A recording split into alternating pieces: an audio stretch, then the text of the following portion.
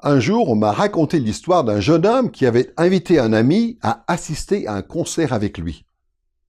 L'artiste n'était pas très connu, mais le jeune homme avait dit à son ami « Tu verras, tu vas adorer ». Son ami lui a donc demandé « Mais cet artiste, il est comparable à qui d'autre de connu ?» Le jeune homme lui a alors répondu avec beaucoup d'enthousiasme « Tu vas voir, cet artiste est différent de tout ce que tu as pu écouter jusqu'à aujourd'hui. Tu vas vraiment être impressionné quand tu vas voir à quel point il est unique dans son genre. » Nous avons tous connu ce genre de choses, n'est-ce pas? Les gens qu'on admire sont toujours semblables à d'autres gens, au moins à certains égards. Mais ce ne sont pas leurs points communs qui retiennent notre attention. Généralement, ce qui suscite le plus notre admiration, c'est la façon dont ces gens se distinguent des autres. C'est leur unicité. Et en quelque sorte, c'est la même chose avec Dieu. Tous les disciples fidèles de Christ cherchent à honorer Dieu et à l'adorer en raison de qui il est et de ce qu'il fait. Mais souvent, ce qui suscite en nous le plus d'émerveillement, c'est à quel point Dieu est glorieusement différent de tout ce qu'il a créé. Ceci est la deuxième leçon de notre série « Nous croyons en Dieu » qui est consacrée à l'étude de la doctrine de Dieu, c'est-à-dire la théologie au sens strict. Nous avons intitulé cette leçon « Ce qui fait que Dieu est différent ». Dans cette leçon, nous allons nous intéresser aux attributs incommunicables de Dieu, autrement dit, à la façon dont Dieu est foncièrement différent de sa création. Dans la leçon précédente, nous avons dit que les attributs divins étaient les perfections de l'essence de Dieu, révélées à travers toutes sortes de manifestations historiques. Les attributs de Dieu sont les qualités propres à son essence, sans lesquelles il ne serait tout simplement pas Dieu. Ce que nous avons vu aussi, c'est que les théologiens distinguent traditionnellement deux sortes ou deux types d'attributs de Dieu. Il y a les attributs communicables de Dieu, c'est-à-dire les qualités de son essence divine qui sont en partage jusqu'à un certain point avec sa création. Et il y a d'autre part les attributs incommunicables de Dieu, c'est-à-dire les qualités de son essence divine qui ne peuvent pas être en partage avec sa création. Dans cette leçon, nous allons nous intéresser à la seconde catégorie, qui est celle des attributs incommunicables de Dieu et qui concerne la façon dont Dieu est merveilleusement différent de sa création. Quand on parle de qui est Dieu et de ce qu'on peut savoir sur Dieu grâce aux Écritures, c'est-à-dire quand on parle des attributs de Dieu, les gens répartissent ces attributs en deux catégories. Les attributs communicables, c'est-à-dire des choses qui peuvent nous ressembler, et les attributs incommunicables, c'est-à-dire des choses qui sont radicalement différentes entre Dieu et nous. Pourquoi cette distinction est-elle importante? Parce qu'elle nous aide à comprendre qui est Dieu et ce qui fait son unicité. Prenons par exemple le terme d'acéité qu'on applique à Dieu et qui veut dire que Dieu existe par lui-même. Autrement dit, il ne dépend de rien, alors que nous dépendons de lui pour exister. Voilà un concept qui nous montre qu'il y a quelque chose de très différent entre Dieu et nous. La distinction donc entre les attributs incommunicables et les attributs communicables de Dieu est très utile pour nous aider à comprendre qui est Dieu, mais aussi pour nous aider à comprendre ce qui fait que Dieu est Dieu et que nous ne sommes pas Dieu. Cette leçon sur les attributs incommunicables de Dieu, c'est-à-dire sur ce qui fait que Dieu est différent de sa création, sera divisée en deux parties. D'abord, nous nous poserons la question de l'identification de ces attributs. Dans cette première partie, nous chercherons à voir comment nous pouvons distinguer et définir les attributs incommunicables de Dieu. Et deuxièmement, nous nous poserons la question de l'intégration de ces attributs, c'est-à-dire que nous essaierons de voir comment harmoniser notre compréhension de cet ensemble d'attributs divins avec ce que nous savons des autres perfections de Dieu. Il existe plusieurs façons d'aborder la question de l'identification des attributs divins. Pour ne pas faire trop long, nous allons nous intéresser seulement à 3 points principaux. D'abord, nous allons considérer le fondement biblique qui justifie le fait d'identifier les attributs incommunicables de Dieu. Ensuite, nous verrons la diversité théologique qui existe parmi les chrétiens évangéliques sur ce sujet. Enfin, troisièmement, nous préciserons quelles sont les perspectives bibliques dont nous devons tenir compte dans ce processus d'identification des attributs incommunicables de Dieu. Commençons par le fondement biblique de ce processus. La révélation générale nous apprend beaucoup de choses sur les attributs incommunicables de Dieu, quand on compare les qualités de l'essence de Dieu avec les qualités de sa création. Les théologiens scolastiques du Moyen Âge avaient un nom pour cette approche. C'était la via negationis, ou la voie de négation.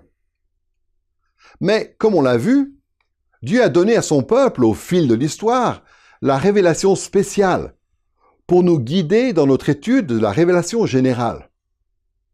Ce que cela veut dire pour les chrétiens fidèles aujourd'hui, c'est que nous devons faire tous nos efforts pour que l'objet de nos croyances dans ce domaine repose fermement sur la Bible. Comme on l'a dit dans la leçon précédente, à l'époque des pères de l'Église et au Moyen Âge, la théologie dans le domaine de la doctrine de Dieu était très influencée par les idées héritées des philosophies helléniques. Ces philosophies helléniques insistaient beaucoup sur la transcendance de Dieu, si bien que selon ces philosophies, Dieu était complètement retiré de l'histoire. Sous l'influence de ces idées, les théologiens chrétiens voyaient des attributs incommunicables de Dieu pratiquement sur toutes les pages de la Bible. Mais plus récemment, beaucoup de théologiens influents et critiques, et même beaucoup de chrétiens évangéliques, ont rejeté ces influences helléniques. Au lieu d'insister sur la transcendance de Dieu, ils insistent sur son immanence, c'est-à-dire sur le fait qu'il est impliqué dans l'histoire. Et pour cette raison, beaucoup de chrétiens sincères minimisent et parfois même contestent le fait que la Bible puisse être en faveur de la doctrine traditionnelle des attributs incommunicables de Dieu. À cause des doutes qui existent autour de cette question, il nous faut souligner une réalité essentielle au sujet de Dieu qui apparaît dans toutes les Écritures. Cette réalité, à laquelle les auteurs bibliques et les personnages qui apparaissent dans la Bible font souvent référence, c'est que Dieu est incomparable. Il est sans pareil, il est sans égal, il est suprême. Par exemple, dans 1 Roi chapitre 8, verset 23, Salomon fait monter cette louange à Dieu à l'occasion de la dédicace du temple. « Éternel, Dieu d'Israël, il n'y a point de Dieu semblable à toi, ni en haut dans les cieux, ni en bas sur la terre. » Il faut bien noter que Salomon, ici, ne fait aucune exception au caractère incomparable de Dieu. Il n'y a pas de Dieu, ni en haut dans les cieux, ni en bas sur la terre, qui soit semblable à lui. D'autres passages font des affirmations similaires, comme Psaume 71, verset 19, Psaume 86, verset 8 et Psaume 89, verset 7. Et dans 2 Samuel, chapitre 7, verset 22, le roi David dit ceci: « Que tu es donc grand, éternel Dieu, car nul n'est semblable à toi, et il n'y a point de Dieu en dehors de toi. » Comme on le voit ici, le roi David parle du caractère incomparable de Dieu, et il le fait d'une façon qui révèle ce que c'est que d'être Dieu. David dit que Dieu est grand, et que nul n'est semblable à lui. Mais il dit aussi que l'Éternel Dieu, ou le Seigneur Yahvé, ou Adonai Yahvé en hébreu, est si grand qu'il n'y a point de Dieu en dehors de lui. En disant cela, le roi David est en train de dire que le caractère incomparable de Dieu est essentiel au fait qu'il est Dieu. On retrouve cette idée dans d'autres passages comme Ésaïe chapitre 40 à 46 ou encore Job chapitre 40 et 41. Ces passages et d'autres qui leur ressemblent établissent le fondement biblique justifiant l'étude des perfections incommunicables de Dieu. Ces versets sont emblématiques de ce que dit l'ensemble de la Bible au sujet de Dieu, à savoir qu'il est au-delà de toute comparaison avec sa création. À une époque où cette partie de la théologie a été remise en question dans certains milieux et très fortement minimisée dans d'autres milieux, l'Écriture sainte, en tout cas, continue de nous révéler le caractère incomparable de Dieu. Et parce que Dieu est incomparable, cela devrait nous inciter à chercher à savoir autant que possible en quoi Dieu est différent de sa création. Nous venons de voir le fondement théologique sur lequel nous pouvons nous appuyer pour procéder à l'identification des attributs incommunicables de Dieu. Passons maintenant au deuxième point, qui est la question de la diversité théologique qui existe parmi les chrétiens évangéliques sur ce sujet. Nous ne risquons pas de trouver dans les Écritures une liste faisant autorité de tous les attributs incommunicables de Dieu. Au lieu de cela, les enseignements bibliques sur le sujet sont parsemés ici et là. C'est pourquoi le fait d'identifier les différentes perfections de Dieu est un projet délicat. C'est comme si on voulait fabriquer des vitraux extrêmement détaillés à partir de formes et de couleurs qui apparaissent à beaucoup d'endroits différents de la Bible. Forcément, il existe beaucoup de processus complexes qui vont nous permettre de reconnaître ces formes et ces couleurs et ensuite de les classer et de les étiqueter.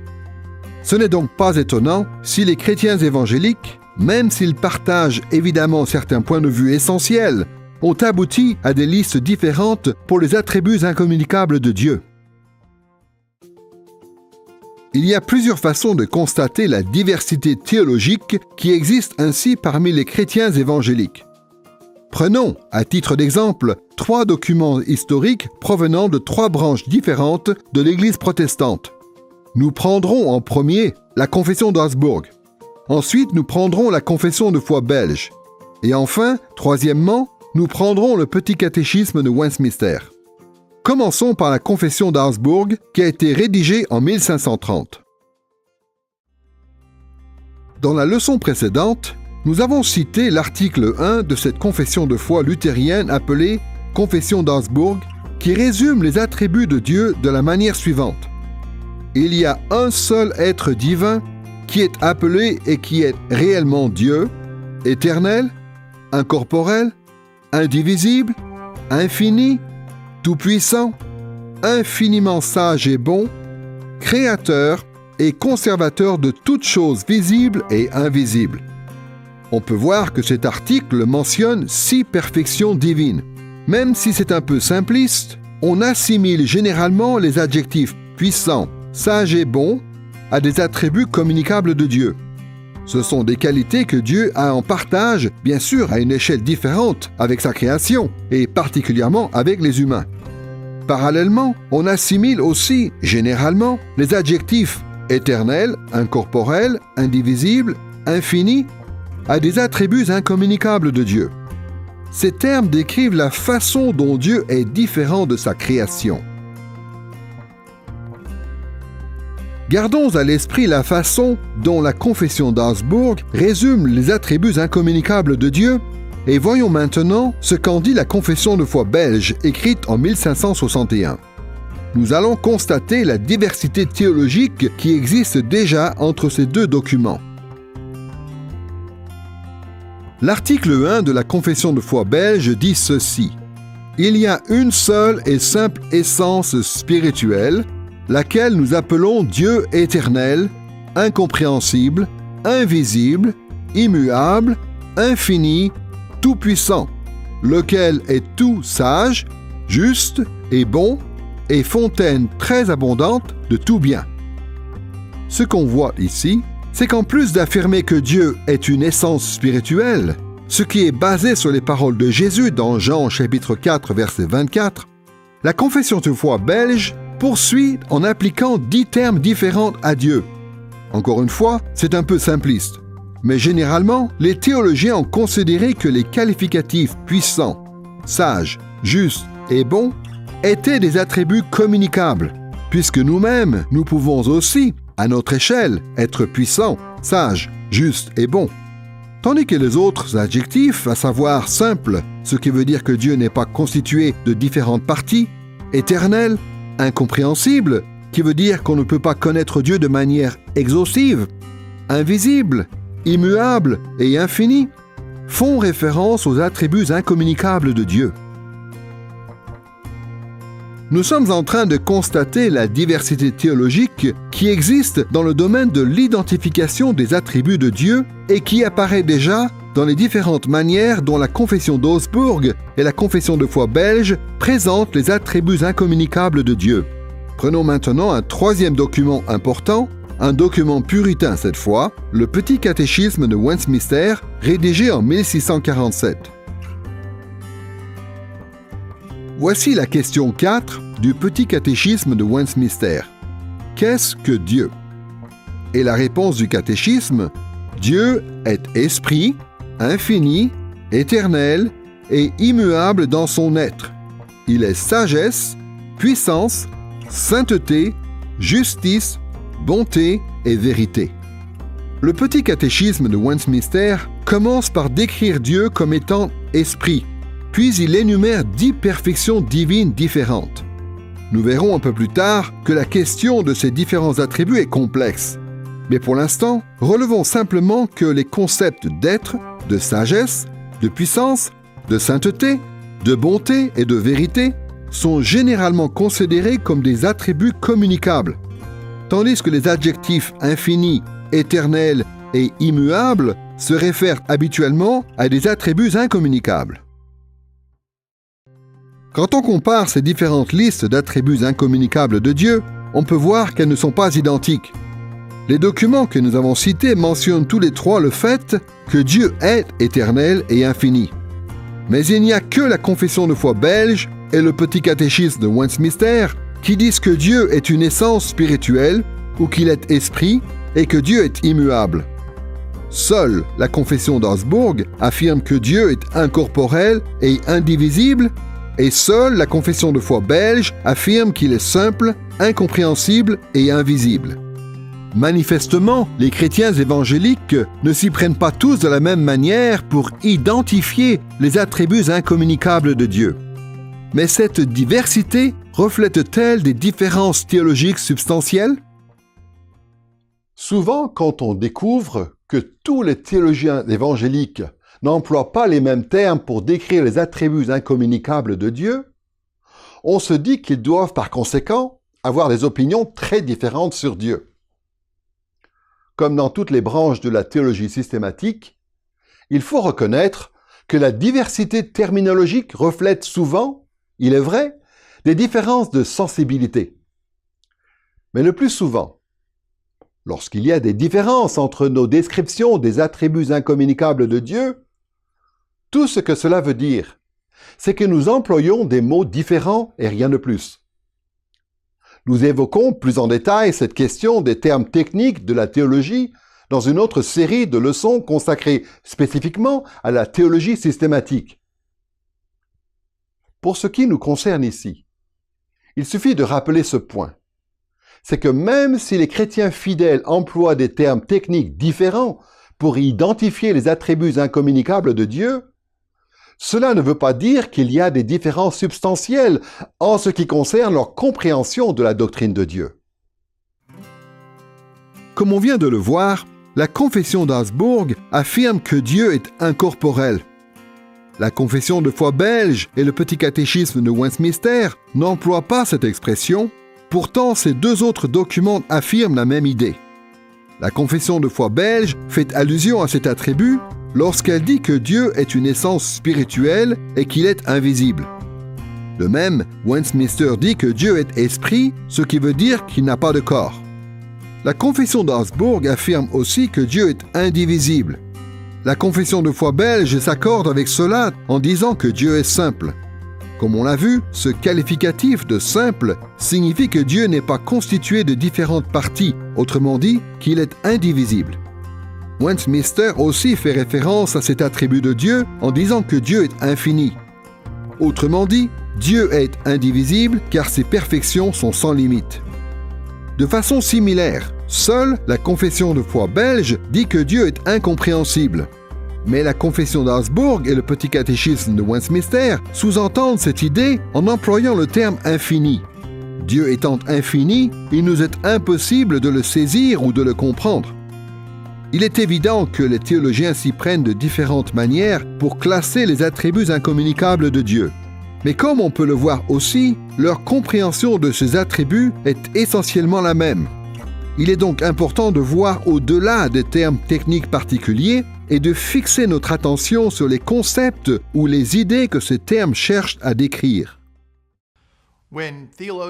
Quand les théologiens font leur travail, ou bien quand des chrétiens s'assemblent pour essayer de rédiger une confession de foi à destination de l'Église, quand on essaie de préciser quelle est la théologie ou la doctrine de l'Église, dans tous ces cas, le but est de décrire une réalité commune, en tout cas si les gens sont en accord les uns avec les autres. Mais il est possible qu'ils fassent des choix différents. Disons qu'on doit décrire Dieu, sachant bien sûr que Dieu est un seul être qui existe en trois personnes, et sachant que Dieu a des attributs différents. Eh bien, dans la mesure où on se met à réfléchir à quelque chose d'aussi immense, on ne devrait pas être surpris si les gens utilisent des mots différents. Ce qu'il faut faire, c'est essayer de voir ce que ces mots cherchent à décrire et ensuite comparer ces choses. Ce qui est compliqué, c'est quand des groupes différents utilisent le même mot pour décrire des réalités complètement différentes. C'est alors qu'on se rend compte qu'il ne suffit pas d'aligner des mots les uns à côté des autres. Il faut plutôt chercher à creuser et à voir ce que tel ou tel théologien essayait d'exprimer, ou tel et tel groupe qui a rédigé telle ou telle confession de foi. Qu'est-ce qu'il y a derrière ce mot? Et si on compare ces choses, est-ce qu'il y a ou non des différences? Et quand on fait cet effort-là, on découvre bien souvent qu'il y a moins de différences qu'on ne le pensait, tout simplement parce que ces formulations théologiques et ces confessions de foi sont toutes ancrées dans l'Écriture sainte et dans l'œuvre de Christ. Et donc, même s'il y a des mots différents qui décrivent une même réalité, c'est cette même réalité qui compte à la fin.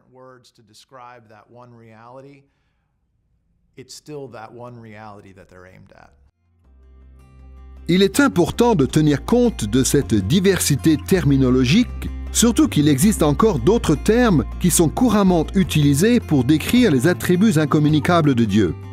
Par exemple, les chrétiens évangéliques parlent souvent de l'omniprésence de Dieu, c'est-à-dire du fait que Dieu est partout, ou de l'omniscience de Dieu, c'est-à-dire du fait que Dieu sait tout, ou encore de l'omnipotence de Dieu, c'est-à-dire du fait que Dieu est tout-puissant. Beaucoup de théologiens parlent aussi de l'aïséité de Dieu, c'est-à-dire du fait que Dieu se suffit à lui-même et qu'il est indépendant de sa création. On parle aussi de la souveraineté de Dieu, c'est-à-dire du fait que Dieu a le contrôle absolu de sa création. Bien sûr, il existe des désaccords sur certains aspects de ces doctrines. Mais globalement, s'il y a effectivement des différences de terminologie entre les théologiens évangéliques, cela ne signifie pas qu'il y a des différences importantes entre leurs points de vue. Nous avons donc pu jusqu'ici considérer le fondement biblique qui autorise l'identification des attributs incommunicables de Dieu. Et dans un deuxième temps, nous avons pu constater la diversité théologique qui existe parmi les chrétiens évangéliques par rapport à cet aspect de la doctrine de Dieu. Maintenant, nous allons relever les perspectives bibliques qui peuvent nous aider à mieux définir les perfections de Dieu. Il ne suffit pas de simplement faire une liste de termes techniques décrivant la façon dont Dieu est différent de sa création. Il faut encore faire correspondre ces termes aux enseignements pertinents de l'Écriture. Les attributs incommunicables de Dieu figurent parmi les concepts les plus abstraits de la théologie chrétienne. Par conséquent, il est arrivé que des chrétiens qui cherchaient à déterminer le sens de ce terme aboutissent à des positions vraiment extrêmes. En fait, comme on va le voir dans un instant, il est important d'incorporer tout un ensemble de perspectives bibliques sur Dieu si l'on veut éviter de tomber dans de graves erreurs concernant ses attributs incommunicables. Nous allons aborder les perspectives bibliques qui sont importantes pour notre étude des attributs incommunicables de Dieu sous deux angles. D'abord, nous allons voir la façon dont les Écritures soulignent la transcendance de Dieu comme étant un élément important pour comprendre les attributs incommunicables de Dieu. Ensuite, nous verrons ce que les Écritures nous disent concernant l'immanence de Dieu. Commençons par ce que la Bible dit sur la transcendance de Dieu. La transcendance, c'est l'idée de quelque chose qui est au-dessus et au-delà. Quand on parle de la transcendance de Dieu, ce qu'on veut dire, c'est qu'il dépasse les hommes, qu'il est au-delà de notre nature humaine, et que c'est comme ça que nous devons nous représenter Dieu. Quand on dit que Dieu est transcendant, on est en train de dire tout simplement que Dieu est Dieu, de par sa nature, de façon inhérente. Il n'est pas juste une idole, un Dieu fabriqué et contrôlé par les hommes, ou manipulé par la magie. Il est Dieu au sens fort du terme. Et donc, si l'on veut réfléchir à qui Dieu est, Cela veut dire qu'il faut commencer par accepter qu'il est réellement Dieu, et donc qu'il est digne d'être adoré.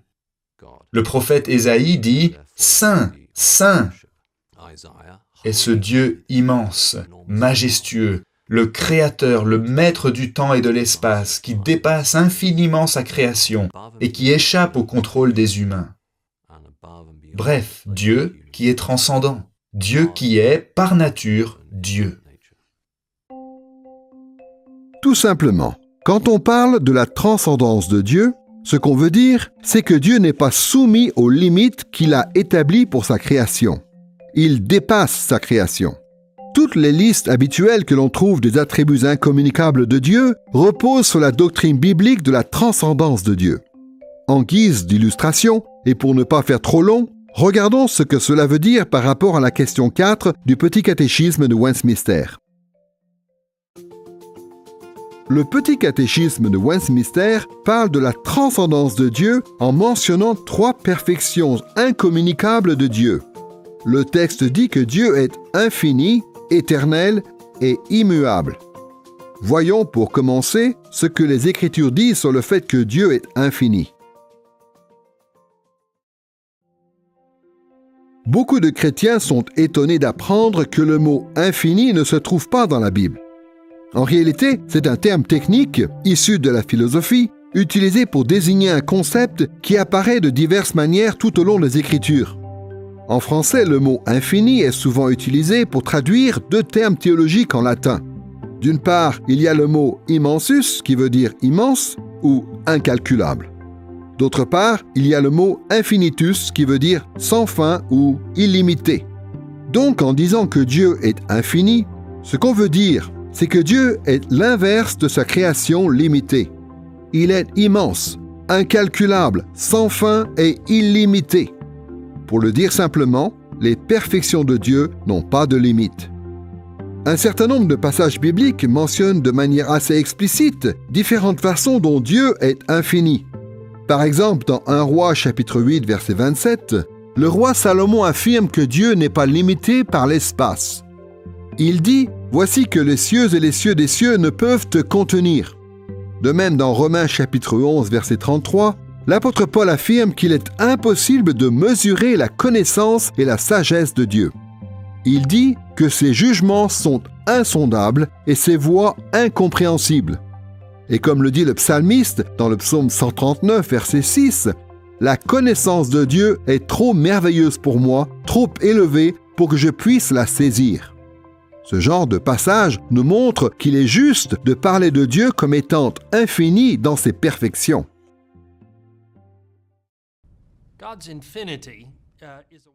Dieu est infini. C'est une façon de dire que Dieu n'a pas de limite. Nous vivons dans l'espace et dans le temps. Notre vie s'inscrit dans ce cadre. Nous sommes soumis aux contraintes de l'espace et du temps. Il nous est même difficile de parler de ces contraintes de manière abstraite. Et donc, quand on parle de Dieu qui est infini, ce qu'on essaie de dire et d'expliquer, c'est que Dieu n'est pas soumis à ces contraintes de l'espace et du temps, contrairement à nous. Et si on parle de l'existence temporelle de Dieu ou de son existence dans l'espace, c'est confondre en quelque sorte les catégories. Dieu est en dehors du temps. Mais encore une fois, on est en train d'utiliser notre langage pour décrire une réalité qui dépasse notre expérience. Et en plus, un langage relatif à l'espace pour décrire une réalité relative au temps. Bref, dire que Dieu est infini, c'est dire que Dieu n'est pas limité, contrairement à nous. Les Écritures nous parlent donc de la transcendance de Dieu en nous montrant différentes façons dont Dieu est infini. Mais les Écritures nous en parlent aussi en faisant référence à une autre idée abstraite, à savoir au fait que Dieu est éternel. Le mot « éternel » en français est généralement employé pour traduire les termes bibliques « ad »,« olam » et parfois « natsach » dans l'Ancien Testament, et les mots « aion » et « aionos » à la fois dans la version grecque de l'Ancien Testament, la Septante, et dans le Nouveau Testament. Évidemment, ces termes sont aussi utilisés pour décrire certains aspects de la création, mais pas dans le même sens que lorsqu'il s'applique à Dieu. La création est temporelle, elle est limitée par le temps à bien des égards. Mais pas Dieu. Dieu est éternel, c'est-à-dire que les perfections de Dieu ne sont pas soumises au temps. Il y a plusieurs aspects au fait que Dieu est éternel et un certain nombre de passages bibliques en parlent. Par exemple, 1 Timothée chapitre 1 verset 17 fait référence au règne éternel de Dieu. Ce verset dit « Au roi des siècles, seul Dieu, honneur et gloire au siècle des siècles ». Apocalypse chapitre 4 verset 8 est un passage qui fait référence au fait que Dieu est éternel lorsqu'il est dit que Dieu est celui qui était, qui est et qui vient.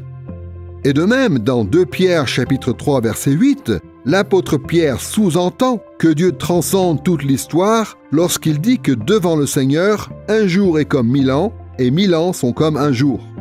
Il y a beaucoup de passages comme ceux que nous venons de citer qui montrent clairement que les perfections de Dieu sont éternelles. La Bible parle souvent de Dieu comme étant éternel. Éternel, ça veut dire depuis toujours et pour toujours. Il n'y a jamais eu un moment où il n'y avait pas de Dieu. La création, quant à elle, n'est pas éternelle. La création a eu un commencement. L'univers tout entier a eu un commencement. Dieu a créé le ciel et la terre à partir de rien. Mais Dieu, lui, n'a pas eu de commencement. Dieu est, depuis toute éternité, et il sera Dieu à jamais, depuis toujours et pour toujours. Et c'est cette idée qui est derrière le mot éternel. Il n'y a aucun moment où Dieu n'existe pas, ni dans le passé, ni dans l'avenir. Les Écritures nous montrent donc la transcendance de Dieu en nous parlant du fait qu'il est infini d'une part et qu'il est éternel d'autre part. Mais les Écritures nous montrent aussi cette transcendance en nous parlant du fait que Dieu est immuable. Il y a un certain nombre d'expressions bibliques qui évoquent le fait que Dieu est immuable. Le verbe « shana » en hébreu veut dire « changer ». Le verbe « nacham » veut dire « changer d'avis ». Et dans le grec du Nouveau Testament, le nom commun « parallagé » veut dire « changement » ou « variation ». L'observation du monde et la Bible elle-même nous enseignent que tout dans la création, à un niveau ou à un autre, est changeant. Mais quand ces termes bibliques s'appliquent à Dieu, ils sont utilisés pour dire quelque chose de très important concernant la différence entre Dieu et sa création. D'après la Bible, les perfections de Dieu ne peuvent pas changer. Dieu lui-même dit assez clairement dans Malachie chapitre 3 verset 6 qu'il est immuable. Dans ce verset, Dieu établit un contraste entre sa propre constance et l'inconstance du peuple d'Israël quand il dit « Je suis l'Éternel, je ne change pas ». Dans Nombre chapitre 23 verset 19, il y a là aussi un contraste entre Dieu et les humains lorsqu'il dit que Dieu n'est pas un homme pour avoir du regret, c'est-à-dire pour changer d'avis. Et dans Jacques chapitre 1 verset 17, la constance de Dieu est clairement affirmée lorsqu'il dit de Dieu qu'il est le Père des Lumières chez lequel il n'y a ni changement ni ombre de variation. Ces passages, ainsi qu'un certain nombre d'autres, nous montrent que Dieu est bel et bien immuable, c'est-à-dire qu'il ne change pas. Dieu ne change pas. Cette réalité nous est enseignée clairement dans la Bible dans beaucoup de passages. Très explicitement, il est dit par exemple que Jésus est le même hier, aujourd'hui et pour l'éternité. La Bible est claire sur le fait que Dieu ne change pas. Et pourtant, elle décrit parfois des choses qui ressemblent bien à un changement. Mais quand on parle de la loi de Dieu, par exemple, la Bible ne nous dit pas que Dieu s'est radouci avec le temps, en quelque sorte, comme s'il décidait de placer la barre un peu moins haut. Ce n'est pas comme s'il observait les hommes depuis quelques milliers d'années et qu'ils se disent aujourd'hui « Bon, je savais que les hommes n'étaient pas parfaits, mais maintenant, je vois à quel point ils sont vraiment imparfaits. Je vais donc revoir mes exigences à la baisse. » Non, la loi de Dieu ne change pas. Ce que Dieu a révélé à Moïse sur le mont Sinaï et ce qu'il nous révèle dans toutes les Écritures, tout cela vaut encore pour nous. Nous sommes soumis aux mêmes exigences et cette réalité devrait nous terrifier. Sauf que le message de l'Évangile ne change pas non plus, et cette bonne nouvelle, c'est que Dieu a toujours aimé sa création et qu'il a toujours aimé les hommes en particulier, si bien qu'il est venu dans le monde pour intervenir dans notre vie, pour nous transformer, de façon à ce que nous ne soyons pas destinés à passer l'éternité en enfer, mais que nous puissions vivre éternellement avec lui au ciel. L'immuabilité de Dieu constitue à la fois pour nous un avertissement et en même temps un puissant encouragement. Quand on considère à la fois la révélation générale et les Écritures saintes, il est difficile de nier le fait que Dieu transcende sa création dans ces trois domaines. La création est limitée, mais Dieu est infini. La création est temporelle, mais Dieu est éternel. La création est changeante, mais Dieu est immuable. Mais attention, des termes comme infini, éternel et immuable sont tellement abstraits qu'ils peuvent facilement être mal interprétés. Par exemple, beaucoup d'étudiants novices en théologie en tirent des conclusions extrêmes. Ils semblent penser que les attributs incommunicables de Dieu constituent une barrière infranchissable entre Dieu et sa création. Malgré ce qu'enseigne assez clairement la Bible et ce qu'enseigne aussi la théologie systématique, certaines personnes ne voient que la transcendance de Dieu. Ces gens sont persuadés que si Dieu est infini, éternel et immuable, cela veut dire qu'il est incapable de s'impliquer dans le monde et d'interagir avec lui, puisque celui-ci, à l'inverse, est limité, temporel et changeant. Il y a des gens qui disent, par exemple, que puisque Dieu a une connaissance infinie, il ne s'enquiert jamais des circonstances de notre monde. Mais les Écritures affirment souvent le contraire. Par exemple, dans Genèse chapitre 18, versets 20 et 21, Dieu envoie des anges pour enquêter, en quelque sorte, sur le péché de Sodome et Gomorrhe. De façon similaire, il y a des gens qui disent que puisque Dieu est éternel, il ne patiente jamais avant de réagir à l'obéissance ou à la désobéissance des hommes. Or, c'est quelque chose qu'il fait assez souvent en réalité. Par exemple, dans Deutéronome chapitre 8, verset 2, il est dit que Dieu a attendu de voir comment le peuple d'Israël réagirait à sa mise à l'épreuve avant d'exercer son jugement. De plus, beaucoup de gens disent que puisque Dieu est immuable, il ne répond jamais aux prières. Mais tout au long de la Bible, Dieu répond aux prières. On le voit par exemple dans Exode chapitre 32, verset 14. Dieu déclare à Moïse qu'il va exterminer les Israélites rassemblés au pied du mont Sinaï. Mais ensuite, il répond favorablement à la prière d'intercession de Moïse et il s'abstient de détruire son peuple. Alors comment font les théologiens évangéliques pour concilier leur compréhension des attributs incommunicables de Dieu avec ce genre de choses que nous voyons dans la Bible? Trop souvent, malheureusement, on réduit ces exemples d'interaction entre Dieu et sa création à de simples apparences. De ce point de vue-là, Dieu ne s'implique pas vraiment dans sa création, il donne simplement l'impression qu'il le fait. Mais quand on conçoit les attributs incommunicables de Dieu de telle sorte que cela minimise l'implication de Dieu dans sa création, on porte atteinte en réalité au cœur de la foi biblique. Qu'est-ce qui pourrait bien être plus important dans l'Écriture que le fait que Dieu s'implique réellement et pleinement dans sa création qui est limitée, temporelle et changeante? Qu'est-ce qui pourrait bien être plus important pour nous tous que le fait que Dieu interagisse avec nous? Pour éviter de tels écueils, il est vraiment important d'incorporer dans notre étude toutes les perspectives bibliques qui concernent les attributs incommunicables de Dieu.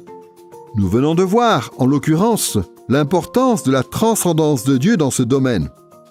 Maintenant, nous allons voir que la Bible affirme aussi l'immanence de Dieu.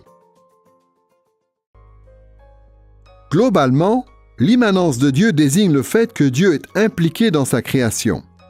En fait, la Bible parle beaucoup plus de l'interaction immanente de Dieu avec le monde que de la transcendance de Dieu. On le constate dans tous les textes qui se rapportent aux interventions de Dieu dans l'histoire. On parle de manifestation historique de Dieu, c'est-à-dire de toutes les façons dont Dieu s'implique dans le déroulement de l'histoire biblique.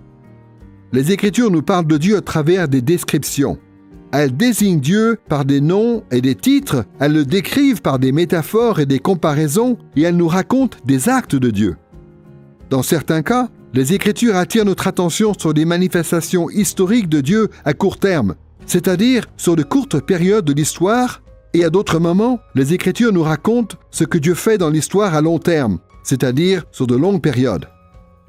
La Bible nous parle des actes de Dieu sur la terre, comme parfois dans le ciel. Nous découvrons certaines interactions de Dieu avec le monde physique, et parfois avec le monde spirituel, avec de grands groupes de personnes, et parfois avec des petits groupes, avec des familles, et parfois avec des individus. Malheureusement, il est arrivé que des chrétiens bien intentionnés interprètent mal cet accent que la Bible met sur l'immanence de Dieu. Certains ont pensé que les interactions de Dieu avec sa création réfutaient l'idée de la transcendance divine. Certains points de vue à ce sujet sont plus extrêmes que d'autres. Mais il existe en tout cas cette tendance qui consiste à insister tellement sur l'immanence de Dieu qu'on en vient à rejeter ses attributs incommunicables. Par exemple, certains ont affirmé que Dieu devait être limité, puisqu'on voit dans la Bible qu'il pose des questions, qu'il exprime sa frustration, ou qu'il ne surmonte pas instantanément le mal. Certains théologiens ont prétendu que Dieu n'était pas éternel, puisqu'avant d'agir, il attend d'avoir d'abord mis son peuple à l'épreuve et de lui avoir proposé le salut et de l'avoir menacé de jugement. Ces mêmes théologiens ont supposé que Dieu pouvait changer, puisque Dieu répond aux prières, parfois il fait marche arrière, et parfois il semble réviser ses exigences. Cette façon de voir les choses est une négation évidente de la pleine transcendance de Dieu en faveur de son immanence. Mais en niant ainsi le fait que Dieu soit infini, éternel et immuable, on porte aussi atteinte au cœur même de la foi chrétienne. Comment peut-on être sûr que les projets de Dieu s'accompliront si Dieu est limité en puissance? Comment pouvons-nous être certains que Christ a scellé notre salut éternel si Dieu est soumis au temps? Comment affirmer que les promesses de Dieu sont fiables si Dieu change? Bien sûr qu'il faut reconnaître l'immanence de Dieu, c'est-à-dire le fait qu'il est pleinement impliqué dans l'histoire. Mais il faut reconnaître aussi, en même temps, ce qu'enseignent les Écritures concernant les attributs incommunicables de Dieu. Pour avoir une juste perception des attributs incommunicables de Dieu, il faut garder à l'esprit l'ensemble des perspectives bibliques qui nous parlent à la fois de la transcendance de Dieu et de son immanence. Ce n'est pas facile à faire parce que nous mesurons bien vite les limites de notre capacité humaine à sonder les mystères de Dieu. Comme c'est le cas avec beaucoup de sujets difficiles tels que la Trinité ou la double nature de Christ, nous nous retrouvons face à des vérités concernant Dieu que nous ne pouvons pas pleinement saisir. Mais ce qu'on peut dire en tout cas, c'est que la Bible nous appelle à reconnaître à la fois la transcendance de Dieu et son immanence. Nous devons maintenir à la fois la réalité des perfections incommunicables de Dieu et la réalité de l'implication de Dieu dans sa création. Ce point de vue biblique est parfaitement résumé par le psaume 115, verset 3, qui dit ceci: « Notre Dieu est au ciel, il fait tout ce qu'il veut. » Notons la façon dont ce verset considère la transcendance de Dieu, c'est-à-dire le fait que Dieu est au ciel, comme étant la base à partir de laquelle on peut être sûr que Dieu fait tout ce qu'il veut dans le monde. Il y a certainement là quelque chose de mystérieux, mais le fait que Dieu est infini ne signifie pas qu'il demeure détaché de ce qui est limité. Dans la vision biblique, c'est au contraire parce que Dieu est infini qu'il peut pleinement, et comme il le souhaite, s'impliquer dans un monde limité. Dieu est éternel, mais cela ne veut pas dire qu'il reste en dehors du temps. C'est parce qu'il est éternel qu'il peut intervenir dans le temps comme il le décide. Dieu est immuable, mais cela ne veut pas dire qu'il doit être absent d'un monde changeant. C'est au contraire parce que Dieu est immuable dans toutes ses perfections qu'il interagit comme il veut avec sa création. Comme on l'a dit, il faut incorporer l'ensemble de ces perspectives bibliques qui nous parlent de la transcendance de Dieu et de son immanence pour pouvoir maintenir une juste compréhension des attributs incommunicables de Dieu. En théologie, on parle à la fois de la transcendance de Dieu, c'est-à-dire du fait qu'il est grand et exalté, et en même temps de l'immanence de Dieu, c'est-à-dire du fait qu'il est présent et qu'il est proche. Dieu est intimement impliqué dans les affaires de ce monde, et il est près de nous. Et cette réalité, nous la voyons de façon suprême en Jésus-Christ, qui est Dieu incarné. Le Fils de Dieu, invisible, est devenu visible en prenant une chair humaine, et il a véritablement connu la situation d'un homme. Et je crois que l'immanence de Dieu nous est manifeste aussi par la présence et l'œuvre de Dieu le Saint-Esprit. C'est là un des mystères relatifs à l'essence et au caractère de Dieu. Dans cette leçon, où nous cherchons à voir ce qui fait que Dieu est différent de sa création, nous avons donc pu, dans un premier temps, nous poser la question de l'identification des attributs incommunicables de Dieu. Maintenant, nous allons passer à la seconde partie de cette leçon, qui est consacrée à l'intégration ou à l'harmonisation des attributs incommunicables de Dieu avec ses autres perfections. Il est très courant pour le théologien systématique de faire la distinction entre les attributs incommunicables de Dieu et ses attributs communicables. Mais la question a souvent été posée de savoir si cette distinction est vraiment utile. Les Écritures ne séparent pas les attributs divins pour les ranger dans des catégories distinctes. En fait, comme on va le voir, les auteurs de la Bible abordent tous les attributs de Dieu comme étant reliés entre eux. Donc, si nous voulons voir ce qui fait que Dieu est différent de sa création, il va falloir que nous comprenions qu'il est différent de nous dans tous ses attributs. Autrement dit, Dieu est transcendant. Il est sans égal, pas juste dans certaines dimensions de son essence divine, mais dans toutes les dimensions de son essence divine. Nous allons envisager l'intégration des attributs incommunicables de Dieu ou leur harmonisation avec les autres perfections de Dieu en 3 étapes. Premièrement, nous allons évoquer le fondement biblique de cette démarche. Ensuite, nous verrons la diversité théologique qui existe dans ce domaine parmi les chrétiens évangéliques. Enfin, troisièmement, nous soulignerons les perspectives bibliques dont il faut tenir compte pour intégrer correctement tous les attributs de Dieu. Commençons par le fondement biblique de notre démarche qui consiste à intégrer ou à harmoniser les attributs de Dieu. Le concept d'intégration des attributs de Dieu s'accorde avec la doctrine chrétienne traditionnelle de la simplicité de Dieu. Dire que Dieu est simple ne veut pas dire qu'il est facile à comprendre. Ce que les théologiens veulent dire par là, c'est que l'essence de Dieu n'est pas composite, c'est-à-dire qu'elle n'est pas constituée de plusieurs parties. Comme le dit le premier article de la Confession d'Augsbourg, Dieu est indivisible. Et comme le dit aussi le premier article de la Confession de foi belge, Dieu est une seule et simple essence spirituelle.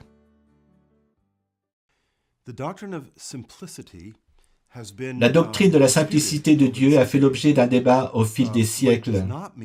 Ce que cette doctrine ne veut pas dire, c'est qu'il n'y a pas de personnalité en Dieu, pas de mouvement, aucun dynamisme, aucune caractéristique. Cela ne veut pas dire que Dieu est simple, comme s'il était un genre d'être platonique, dépourvu de tout attribut. Ce que cela veut dire, en revanche, si je peux le dire ainsi, c'est qu'il est une seule sorte d'être. Il n'ajoute rien à sa nature qui viendrait d'ailleurs. Il n'est pas composé de différentes parties. Il n'est pas un ensemble d'éléments associés les uns aux autres, comme le pensent certains théologiens. La Bible dit que Dieu est esprit. Par définition, un esprit est un être simple, qui n'est ni composé, ni complexe. Il n'y a pas de polythéisme possible. Et c'est une doctrine qui nous est très rassurante, car cela veut dire que notre Dieu est pur. Il n'est pas un assemblage de choses qui ont été incorporées dans son être, ou qui constituent son être. L'idée, ce n'est pas que Dieu serait simpliste, ou qu'il n'y aurait rien en lui d'intéressant, aucune personnalité, aucun amour, aucun attribut. L'idée, c'est que son être n'est pas constitué de différentes parties. Il est pur esprit. À l'époque des pères de l'Église ainsi qu'au Moyen Âge, l'influence de la pensée hellénique sur les théologiens chrétiens était telle qu'il n'y avait aucune difficulté à affirmer la doctrine de la simplicité de Dieu. Dans la pensée hellénique, en effet, on insistait beaucoup sur l'unité absolue ou la pureté de Dieu. Dans ce contexte, les interprètes de la Bible étaient particulièrement sensibles à ce thème que l'on trouve dans les Écritures. Mais plus récemment dans l'histoire, l'influence de la pensée hellénique s'est dissipée et par conséquent, un certain nombre de théologiens ont commencé à émettre des doutes sur le fait que les Écritures enseignent, en réalité, la doctrine de la simplicité ou de l'unité de l'essence de Dieu. Il est donc important pour nous de souligner quel est le fondement biblique de cette doctrine. Les paroles de Moïse que l'on trouve dans Deutéronome chapitre 6 verset 4 ont souvent été utilisées pour défendre l'idée de la simplicité de Dieu. Dans ce verset, il est dit ceci: « Écoute Israël, l'Éternel notre Dieu, l'Éternel est un. » D'autres traductions proposent des formulations quelque peu différentes. « L'Éternel notre Dieu est un seul Éternel. L'Éternel est notre Dieu, l'Éternel seul. » Ou encore « L'Éternel est notre Dieu, il est le seul Éternel. » Certains interprètes ne voient pas la simplicité de Dieu dans ce passage. Ils défendent plutôt l'idée selon laquelle ce passage est un appel adressé au peuple d'Israël à ne servir que Yahvé et pas un autre Dieu. Mais la traduction traditionnelle de la phrase « l'Éternel est un » implique l'unité, c'est-à-dire le caractère uni de Dieu lui-même. En hébreu, cette phrase peut être comprise de deux manières, mais il y a de bonnes raisons de penser que c'est cette dernière idée que Moïse sous-entendait. Il y aurait beaucoup d'arguments que l'on pourrait avancer en faveur de la traduction traditionnelle de ce verset, mais voici surtout ce qu'il faut savoir. Dans le livre du Deutéronome, Moïse appelle les Israélites à être fidèles à Dieu et à se détourner de tout autre Dieu. Nous savons très bien que parfois, les Israélites étaient tentés de commettre l'apostasie en rejetant complètement le Seigneur et en servant les dieux des autres nations. Mais le plus souvent, c'est dans le syncrétisme que le peuple d'Israël basculait, en mélangeant à leur religion les croyances et les pratiques des autres nations. Ces autres nations, pour se référer à leurs différents dieux, comme les Baals, les Astartés, utilisaient des noms au pluriel car elles croyaient que leurs dieux se départageaient, pour ainsi dire, pour être en différents endroits. Dans ces nations, on pouvait rendre un culte aux dieux d'une certaine manière à un certain endroit et d'une autre manière à un autre endroit. À l'inverse, Moïse répète souvent aux Israélites qu'ils ne doivent rendre un culte à Dieu qu'à l'endroit que Dieu a choisi. Contrairement aux dieux des autres nations, l'Éternel ne se départage pas entre différents endroits, car l'Éternel est un. Dans ce sens, Deutéronome chapitre 6 verset 4 pose donc le fondement de la doctrine chrétienne de la simplicité de Dieu. Dieu ne se divise pas en différentes parties. Quand on regarde la traduction littérale de Jacques chapitre 2 verset 19, on voit que Jacques confirme cette interprétation de Deutéronome chapitre 6 verset 4 quand il dit « Tu crois que Dieu est un, tu fais bien ». Jacques ne dit pas « Tu crois qu'il y a un seul Dieu », contrairement à ce que l'on trouve dans certaines traductions. Il dit bien littéralement « Tu crois que Dieu est un ». On peut dire que Jacques confirme le fait que Deutéronome chapitre 6 verset 4 met en avant l'unité, la pureté, la simplicité de Dieu. La doctrine biblique de la simplicité divine comporte beaucoup de conséquences pour l'étude de la doctrine de Dieu ou la théologie au sens strict. Mais comme on peut le voir, cette doctrine est aussi le fondement de la démarche d'intégration des attributs de Dieu. Les perfections de Dieu ne sont pas des parties différentes de Dieu. Ce sont au contraire des qualités de l'essence de Dieu qui sont parfaitement unifiées, liées les unes aux autres et harmonisées entre elles. Nous avons donc pu voir le fondement biblique qui justifie l'intégration des attributs de Dieu, c'est-à-dire l'harmonisation des perfections incommunicables de Dieu avec ses perfections communicables.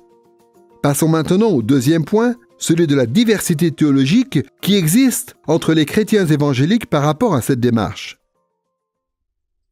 Ce qu'on a vu plus tôt dans cette leçon, c'est que différents courants évangéliques ont employé des termes différents pour décrire les attributs incommunicables de Dieu, mais qu'il y avait quand même une solide entente entre ces différentes approches.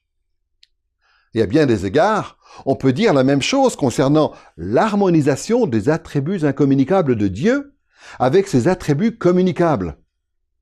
Cette intégration des attributs de Dieu a été abordée de bien des manières différentes.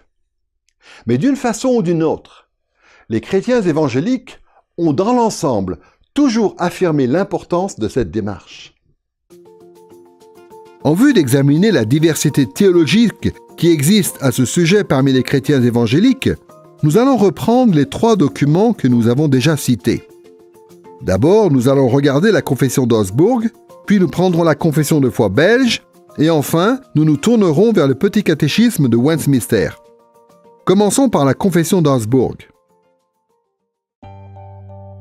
Pour rappel, le premier article de la confession d'Augsbourg dit de Dieu qu'il est éternel, incorporel, indivisible, infini, tout-puissant, infiniment sage et bon. Comme on l'a dit plus tôt, les termes éternel, incorporel, indivisible et infini désignent plutôt les attributs incommunicables de Dieu, puisqu'ils décrivent la façon dont Dieu est différent de sa création. Les 3 autres adjectifs, puissant, sage et bon, appartiennent plutôt à la catégorie des attributs communicables de Dieu, puisque ce sont des qualités que nous pouvons avoir en partage à notre échelle de créature avec Dieu. Mais il faut bien noter que la confession d'Augsbourg ne présente pas ces 2 catégories comme étant complètement séparées. Le texte ne dit pas simplement que Dieu est puissant, sage et bon. Il y a un adverbe qui est ajouté, l'adverbe infiniment, du latin immensus.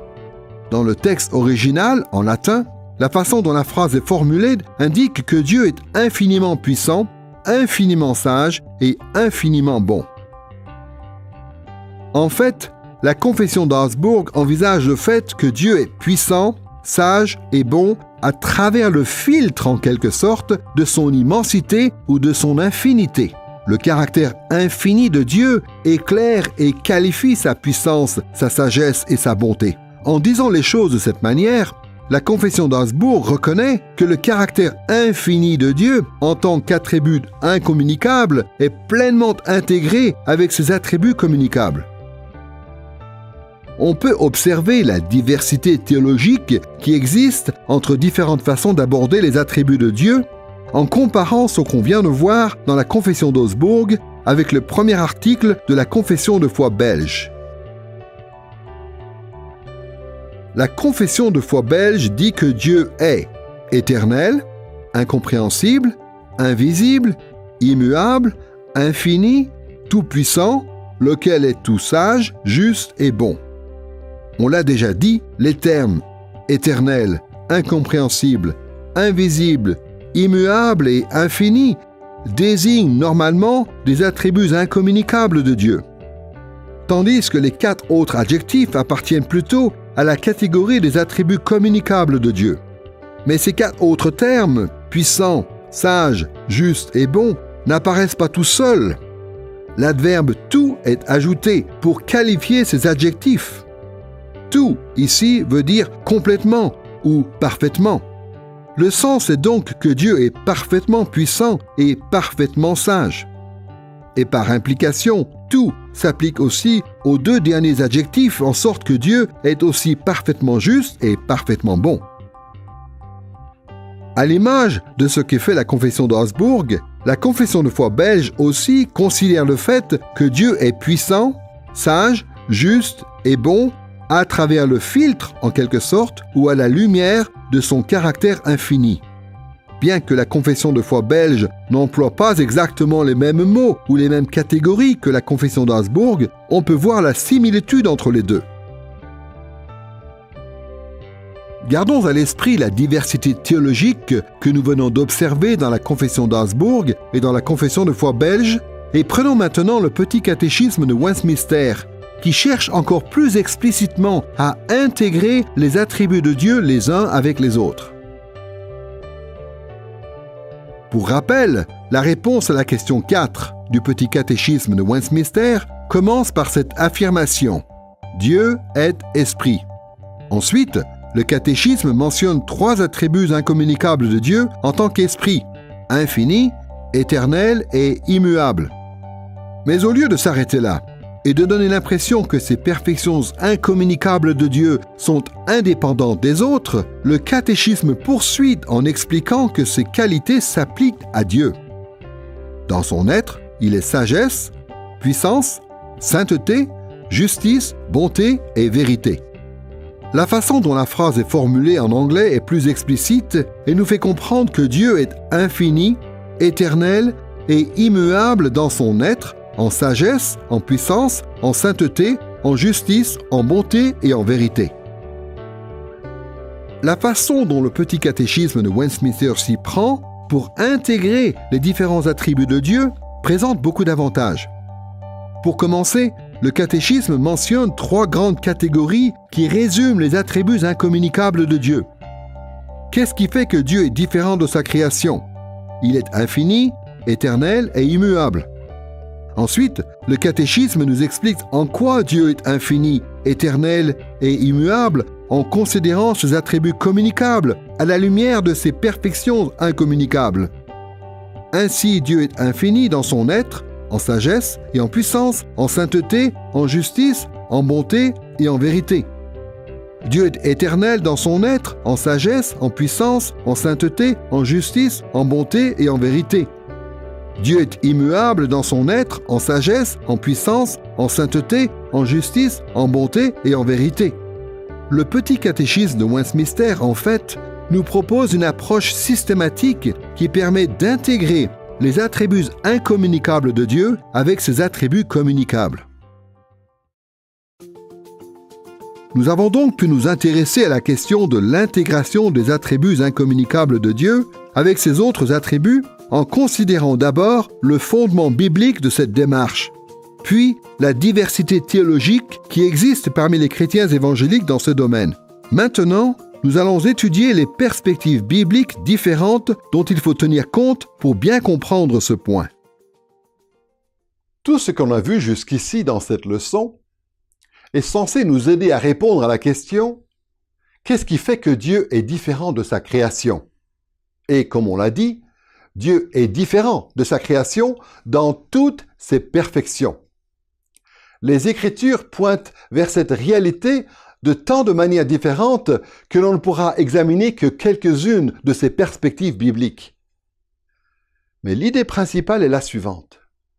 Quand on considère tout ce que la Bible enseigne à ce sujet, il devient de plus en plus évident que tous les attributs de Dieu, en réalité, sont incommunicables et pas juste quelques-uns. Pour illustrer cette idée, nous allons suivre l'approche qui est celle de la réponse à la 4e question du petit catéchisme de Westminster. Comme on l'a vu à cet endroit, le catéchisme a une approche systématique où il affirme que Dieu est infini, éternel et immuable dans chacun des attributs qui sont mentionnés ensuite.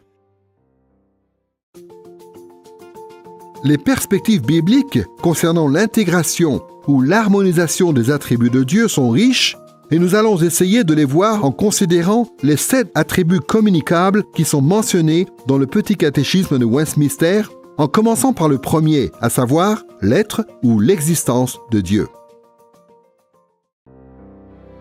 À bien des égards, l'être de Dieu, ou son existence, le fait qu'il est un attribut communicable, c'est-à-dire qui est en partage avec la création de Dieu. Nous savons que tout ce que Dieu a créé existe vraiment, y compris les êtres humains. Mais nous ne comprenons pas bien le caractère proprement glorieux de l'existence de Dieu si nous ne reconnaissons pas quelle est la différence fondamentale entre son existence et la nôtre. Notre être est limité, temporel et changeant, tandis que l'être de Dieu est infini, éternel et immuable. Dans la théologie systématique traditionnelle, il y a 2 éléments principaux qui servent à souligner la différence entre l'être de Dieu et l'existence de la création. Les théologiens parlent d'une part de l'immensité de Dieu et d'autre part de l'omniprésence de Dieu. D'un côté donc, l'immensité de Dieu désigne son existence au-delà de la création, une existence infinie, éternelle et immuable. Dans 1 Roi chapitre 8 verset 27, à l'occasion de la dédicace du temple par le roi Salomon, celui-ci exprime un présupposé théologique fondamental qui sous-tend tout le reste de la Bible. Il déclare que les cieux et les cieux des cieux ne peuvent contenir Dieu. Dieu est différent de sa création dans la mesure où son existence n'est aucunement limitée au domaine de sa création. Dieu existait avant qu'il y ait une création. Il existe à présent sans être contraint par aucune limite et il existera toujours au-delà de toute la création. De l'autre côté, l'omniprésence de Dieu désigne son existence partout dans la création. La théologie systématique nous dit que l'être de Dieu est partout en même temps, contrairement à la création qui est limitée, assujettie au temps et changeante dans toutes ses dimensions. Comme le dit Dieu lui-même dans Jérémie chapitre 23 verset 24, « Est-ce que je ne remplis pas, moi, les cieux et la terre ?» Cette réalité de l'omniprésence de Dieu est tellement essentielle à la foi biblique que dans Actes chapitre 17 verset 28, l'apôtre Paul, en accord avec les poètes grecs, déclare « En Dieu, nous avons la vie, le mouvement et l'être. » Un certain nombre d'autres passages comme Psaume 139 versets 7 à 10, Ésaïe chapitre 66 verset 1 ou encore Actes chapitre 7 versets 48 et 49 évoquent aussi l'omniprésence de Dieu. Le passage classique que l'on invoque pour défendre la doctrine de l'omniprésence de Dieu, c'est Actes 17, 24-28. Paul est en train de s'adresser aux Athéniens et il est émerveillé de voir que Dieu est capable de toucher même cette population païenne. Et donc ce qu'il leur explique, c'est que Dieu n'est pas juste le Dieu des Juifs. Il est le Dieu de tout le monde, de tous les gens partout sur la terre. Et il se met à leur parler de cela. Mais en cours de route, il fait une remarque concernant Dieu. Il dit que Dieu n'est pas loin de chacun de nous, que l'on soit juif ou non juif. Il est même le Dieu en qui nous avons la vie, le mouvement et l'être.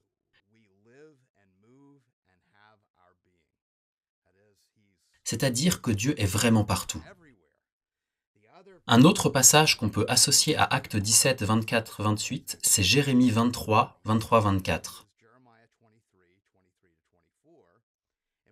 Où l'idée principale, c'est qu'on ne peut pas échapper à Dieu. Il n'y a nulle part où se cacher. On peut s'enfuir, mais il est impossible en fin de compte de quitter la présence de Dieu. Et si Jérémie peut dire cela, c'est parce que Dieu remplit la terre entière. D'après le petit catéchisme de Westminster, il n'y a pas que l'être de Dieu qui est infini, éternel et immuable. Il y a aussi la sagesse de Dieu. À bien des égards, la sagesse est un attribut communicable de Dieu qui est en partage avec les êtres rationnels que Dieu a créés. Mais bien que nous puissions avoir de la sagesse, l'Écriture et la révélation générale nous rappellent clairement que notre sagesse est limitée, temporelle et changeante. Une des choses qui font que Dieu est différent de sa création, c'est que la sagesse de Dieu, elle, est infinie, éternelle et immuable. En théologie systématique, on souligne le caractère incommunicable de la sagesse de Dieu en parlant d'une part de l'omniscience de Dieu et d'autre part de l'incompréhensibilité de Dieu. L'omniscience de Dieu, c'est le fait que Dieu possède la connaissance de toutes choses. Dans Job chapitre 37, verset 16, il est fait référence à Dieu dont la science est parfaite. Dans Hébreux chapitre 4, verset 13, il est dit qu'il n'y a aucune créature qui soit invisible devant lui. Et le psaume 33, verset 15, dit que Dieu est attentif à toutes les œuvres des habitants de la terre. Il y a beaucoup d'autres passages qui parlent de l'omniscience de Dieu quand il est dit par exemple que Dieu sait des choses que nous ne savons pas. Dans Jérémie chapitre 23 verset 24 par exemple, Dieu demande « Quelqu'un se cachera-t-il dans un lieu caché sans que je le voie ?» Le caractère incommunicable de la sagesse de Dieu est aussi souligné par la doctrine de l'incompréhensibilité de Dieu. Ce terme ne signifie pas qu'il est impossible de connaître la moindre pensée de Dieu. Au contraire, il y a des éléments de la pensée de Dieu que nous pouvons connaître dans la mesure où il nous les a révélés. Mais si nous disons que la sagesse de Dieu est incommunicable, c'est parce que la pensée de Dieu est impossible à connaître pleinement. Comme le dit l'apôtre Paul dans Romains chapitre 11, verset 33, « Les jugements et les voies de Dieu sont insondables et incompréhensibles. » Dans Job chapitre 11, verset 7, il est dit qu'il est impossible de découvrir ce qui touche à la perfection du Tout-Puissant. Le psaume 139, verset 6, dit que la science de Dieu est trop merveilleuse pour qu'on puisse la saisir. Il y a encore d'autres passages comme 1 Samuel chapitre 16, verset 7, 1 Chroniques chapitre 28, verset 9, psaume 139, versets 1 à 4, ou encore Jérémie chapitre 17, verset 10, qui nous montrent qu'une des raisons pour lesquelles on peut dire que Dieu est différent de sa création, c'est parce que sa sagesse, contrairement à la nôtre, est infinie, éternelle et immuable. La sagesse de Dieu, ce sont les pensées transcendantes de Dieu, les pensées qui appartiennent à Dieu, qui demeurent en lui et qu'il a voulu nous faire connaître. Et en réalité, ces pensées transcendantes nous font connaître la vie que nous devrions avoir. Mais cela nous dépasse complètement. Ce n'est que par la grâce de Dieu que nous avons la possibilité de vivre ainsi. Nous avons besoin de ces pensées transcendantes de Dieu. Et ensuite, bien sûr, il y a son Saint-Esprit qui vient vivre en nous de façon à ce que nous puissions vivre correctement et penser correctement. Et ensuite pouvoir expliquer aux autres, telle est la voie de la sagesse. Troisièmement, il n'y a pas que l'être de Dieu et la sagesse de Dieu qui sont infinies, éternelles et immuables, il y a aussi la puissance de Dieu. La Bible et la révélation générale nous montrent toutes les deux que la puissance de Dieu est un attribut communicable à bien des égards, puisque la puissance est une qualité que l'on trouve dans la création. Mais même les puissances les plus importantes dans la création sont malgré tout limitées, temporelles et changeantes. Donc la Bible nous montre aussi dans quel sens on peut dire que la puissance de Dieu est incommunicable. Pour souligner le contraste qui existe entre la puissance de Dieu et la puissance qui peut exister dans la création, les théologiens parlent généralement de l'omnipotence de Dieu d'une part et de la souveraineté de Dieu d'autre part. D'un côté donc, on a l'omnipotence de Dieu qui désigne le fait que Dieu est tout-puissant. Dans Job chapitre 42 verset 2 par exemple, Job s'exclame « Je reconnais que tu peux tout ».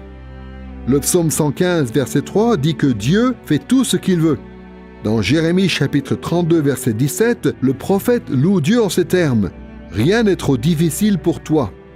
Et dans Matthieu chapitre 19 verset 26, c'est Jésus qui rassure ses disciples en leur disant qu'à Dieu tout est possible. Alors bien sûr, il y a une précision importante à faire ici. C'est que la puissance de Dieu n'est jamais indépendante de ses autres attributs. C'est-à-dire que Dieu ne fait jamais rien qui contredise les autres perfections de son essence. Ainsi, les Écritures mentionnent explicitement plusieurs choses que Dieu ne peut pas faire.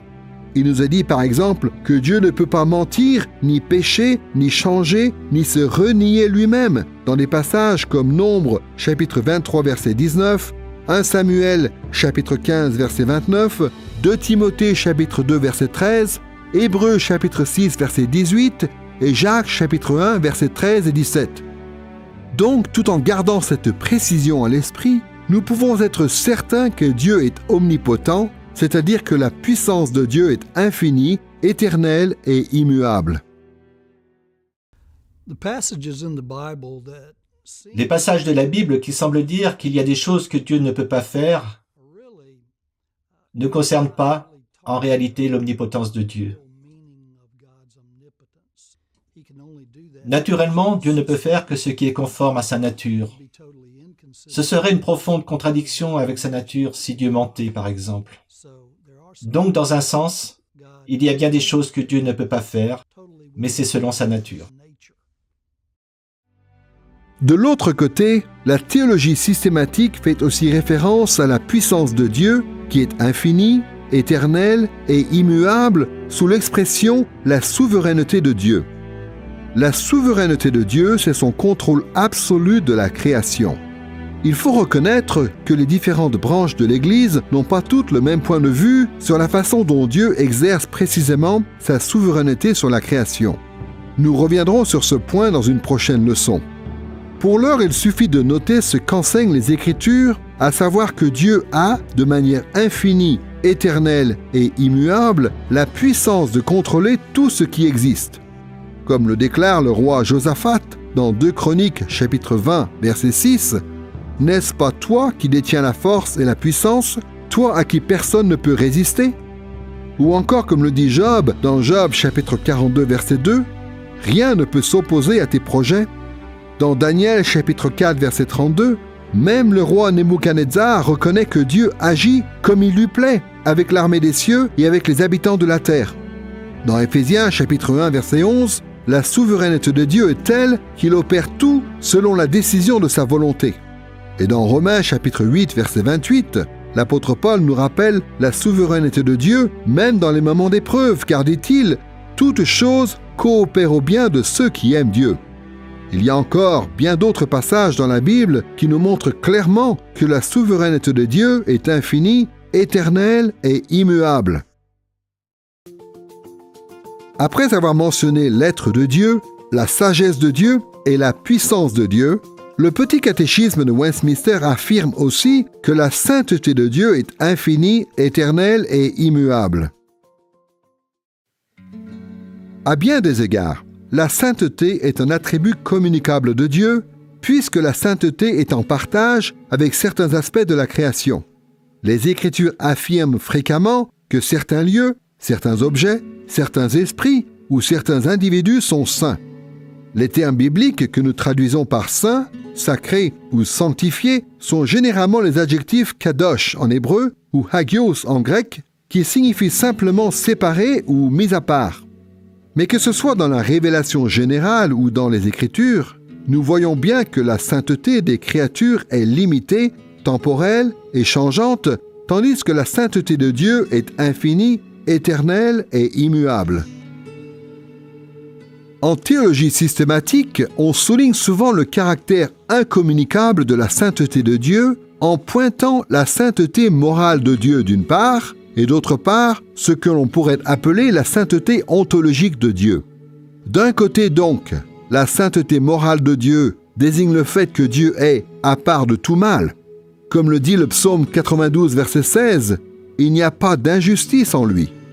Dans Habakkuk, chapitre 1, versets 12 et 13, on trouve aussi cette exclamation « Éternel, mon Dieu, mon Saint, tes yeux sont trop purs pour voir le mal, tu ne peux pas regarder l'oppression. » La pureté morale de Dieu est un élément tellement essentiel de la foi biblique que Jacques déclare très clairement dans Jacques chapitre 1 verset 13 « Dieu ne peut être tenté par le mal et ne tente lui-même personne. » Par ailleurs, les Écritures parlent aussi de ce que certains appellent la sainteté ontologique de Dieu. Cette expression désigne tout simplement le fait que Dieu est, à part de toute la création, y compris des créatures qui seraient moralement pures.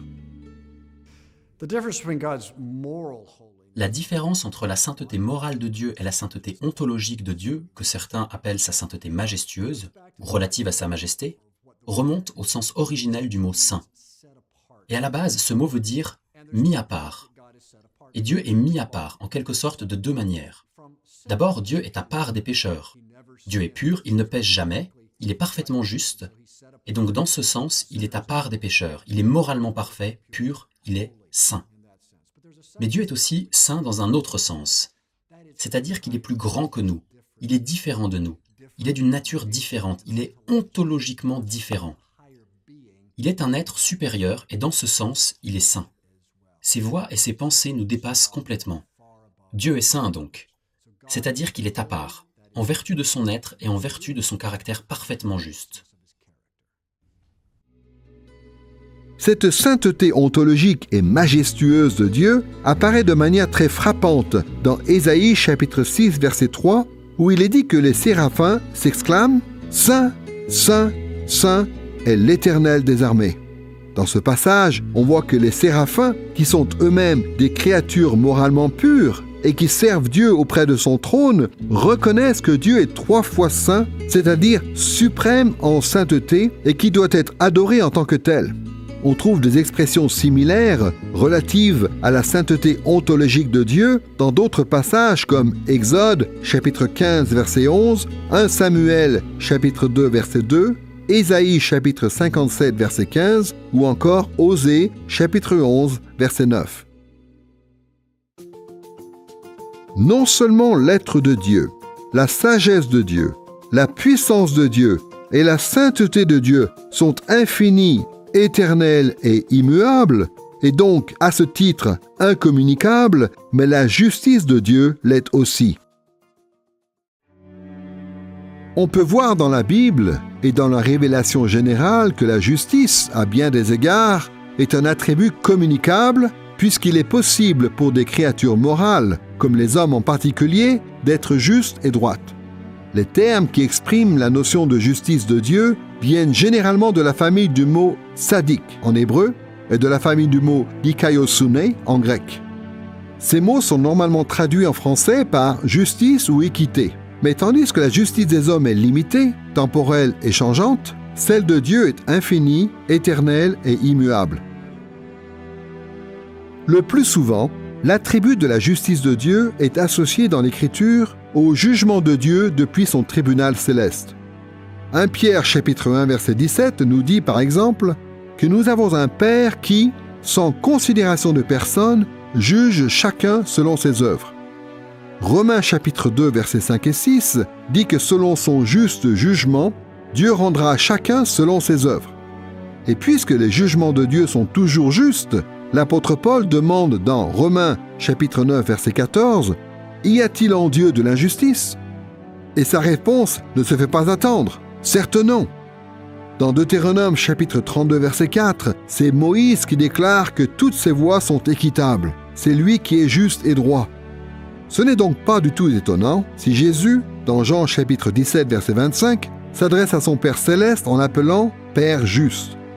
En théologie systématique, la justice de Dieu est généralement déclinée autour de deux thèmes principaux.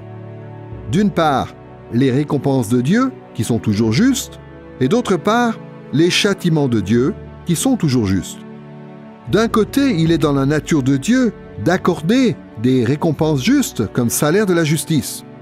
Comme le dit le psaume 58, verset 12, « Il y a une récompense pour le juste, car il y a un Dieu qui exerce le jugement sur la terre. » L'apôtre Paul, à son tour, fait allusion à la justice qui est attribuée à tous ceux qui sont justifiés en Christ, lorsque dans 2 Timothée chapitre 4, verset 8, il parle de la couronne de justice que le Seigneur, le juste juge, donnera à tous ceux qui auront aimé son apparition.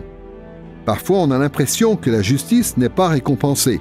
Pourtant, nous pouvons être certains que Dieu dispensera des récompenses justes, car la justice de Dieu demeure infinie, éternelle et immuable. D'un autre côté, il est aussi dans la nature de Dieu d'infliger des châtiments justes comme salaire du mal. Dans 2 Thessaloniciens chapitre 1 versets 6 à 8, l'apôtre Paul insiste sur le fait qu'il est juste selon Dieu de punir ceux qui ne connaissent pas Dieu et ceux qui n'obéissent pas à l'évangile de notre Seigneur Jésus. Et dans Actes chapitre 17 verset 31, Paul appelle son auditoire à la repentance, car dit-il, Dieu a fixé un jour où il va juger le monde selon la justice par un homme qu'il a désigné. En fait, cette réalité du juste châtiment de Dieu à l'encontre du péché constitue un pilier de la foi biblique. Comme le dit Paul dans Romains chapitre 3 verset 26, Dieu a voulu être reconnu juste tout en justifiant celui qui a la foi en Jésus, parce que l'expiation de Christ à la croix a satisfait les exigences de la justice de Dieu au profit de tous ceux qui croient. Il y a encore beaucoup d'autres passages de la Bible qui montrent la façon dont la justice infinie, éternelle et immuable de Dieu se manifeste par des châtiments justes. Après l'être de Dieu, la sagesse de Dieu, la puissance de Dieu, la sainteté de Dieu et la justice de Dieu, le petit catéchisme de Westminster mentionne la bonté de Dieu. On peut dire que la bonté, à bien des égards, est un attribut communicable, puisque les Écritures disent souvent que la création est bonne. Dans Genèse, chapitre 1, verset 31, Dieu observe sa création et déclare que c'est très bon. L'apôtre Paul confirme cette parole divine dans 1 Timothée, chapitre 4, verset 4. De manière générale, les termes « tov » en hébreu et « agathos » en grec désignent l'approbation dont quelqu'un ou quelque chose fait l'objet. Par conséquent, beaucoup d'aspects de la création peuvent être appelés bons. Évidemment, lorsque la création est bonne, c'est toujours de manière limitée, temporelle et changeante, alors que la bonté de Dieu, au contraire, est infinie, éternelle et immuable. Quand les Écritures disent que Dieu est bon, ce que cela veut dire, c'est que Dieu est infiniment, éternellement et immuablement digne d'approbation. Ayant dit cela, nous devons préciser qu'il n'existe aucune norme de bonté que Dieu doit satisfaire en dehors de lui-même. Dieu est la définition même de la bonté. Comme le dit le premier article de la Confession de foi belge, Dieu est bon et la fontaine très abondante de tout bien. En théologie systématique, la bonté de Dieu est liée à un grand nombre d'enseignements bibliques. Mais pour simplifier, on peut considérer la bonté de Dieu sous deux angles principaux. D'une part, la bonté directe de Dieu, et d'autre part, la bonté indirecte de Dieu. Premièrement donc, le concept de la bonté directe de Dieu désigne le fait que la bonté de Dieu se manifeste par sa bienveillance, sa miséricorde, son amour et sa patience envers ses créatures. Par exemple, le psaume 34, verset 9, considère que la bienveillance de Dieu prouve sa bonté quand il est dit « Goûtez et voyez combien l'Éternel est bon ». La bonté de Dieu est associée à sa miséricorde et à sa compassion dans Exode, chapitre 33, verset 19, lorsque Dieu dit à Moïse « Je ferai passer devant ta face toute ma bonté. Je fais grâce à qui je fais grâce, et j'ai compassion de qui j'ai compassion. » Le psaume 25, verset 7, évoque l'amour de Dieu qui découle de sa bonté lorsqu'il est dit « Souviens-toi de moi en fonction de ton amour à cause de ta bonté éternelle. » D'autres passages font ressortir d'autres aspects de la bonté de Dieu, comme psaume 23, verset 6, psaume 73, verset 1, psaume 145, verset 9, 15 et 16, ou encore Marc, chapitre 10, verset 18. Mais la manifestation la plus directe de la bonté infinie, éternelle et immuable de Dieu, c'est l'amour éternel que Dieu porte pour Christ et pour tous ceux qui sont en Christ. Voici ce que dit l'apôtre Paul dans Éphésiens chapitre 1, versets 4 à 6. « Dans son amour, il nous a prédestinés par Jésus-Christ à être adoptés selon le dessein bienveillant de sa volonté, pour célébrer la gloire de sa grâce qui nous a accordée en son bien-aimé. » Ce que le contexte plus large de ce passage nous fait comprendre, c'est que nous avons été adoptés par amour, c'est-à-dire par l'amour que Dieu avait envers nous avant même la création du monde. Et cet amour éternel de Dieu pour son peuple nous est communiqué en Christ, ou comme le dit l'apôtre Paul, en son bien-aimé. L'amour de Dieu pour ceux qui sont en Christ s'enracine dans l'amour infini, éternel et immuable du Père pour le Fils. La Bible nous parle beaucoup de l'amour de Dieu pour nous.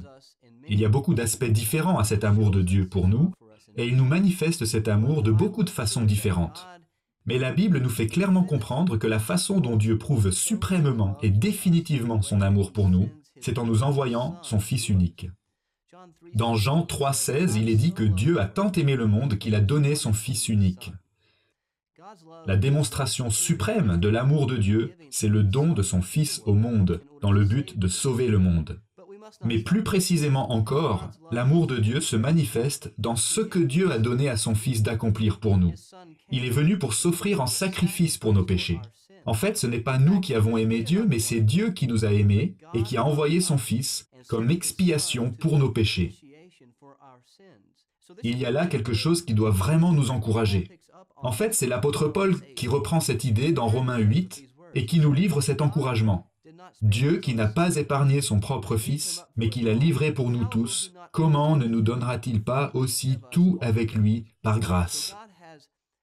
Donc Dieu nous a vraiment montré de manière suprême et définitive à quel point il nous aimait en nous donnant son Fils.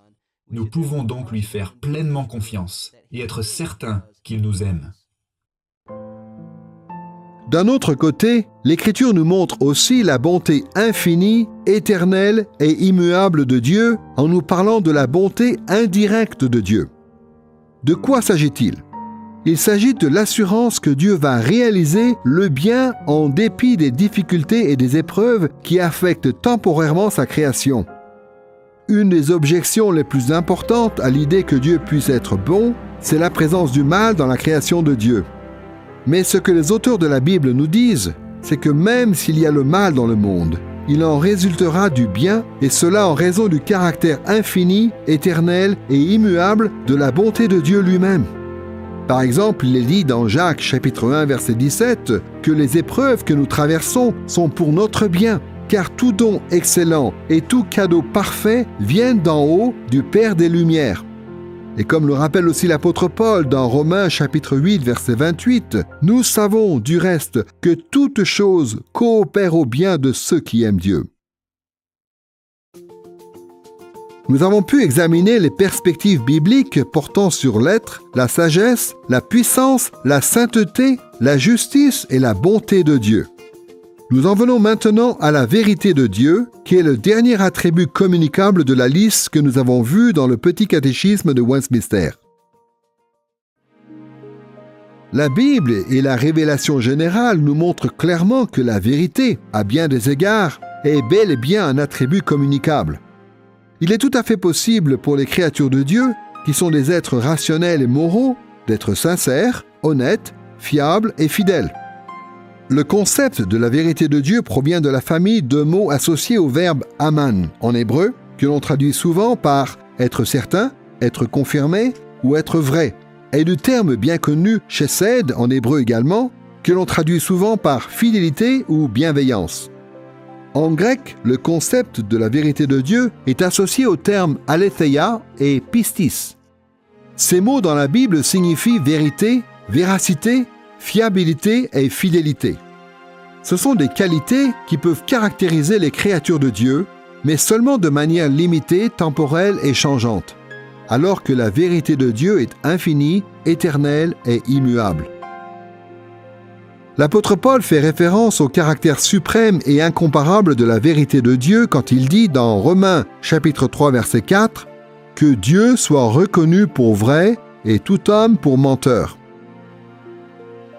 De manière générale, la théologie systématique présente cet attribut de Dieu sous deux angles. D'une part, elle parle de Dieu, la source fidèle de la vérité. D'autre part, elle parle de Dieu fidèle à ses promesses. D'un côté donc, les Écritures nous présentent Dieu, la source fidèle de la vérité.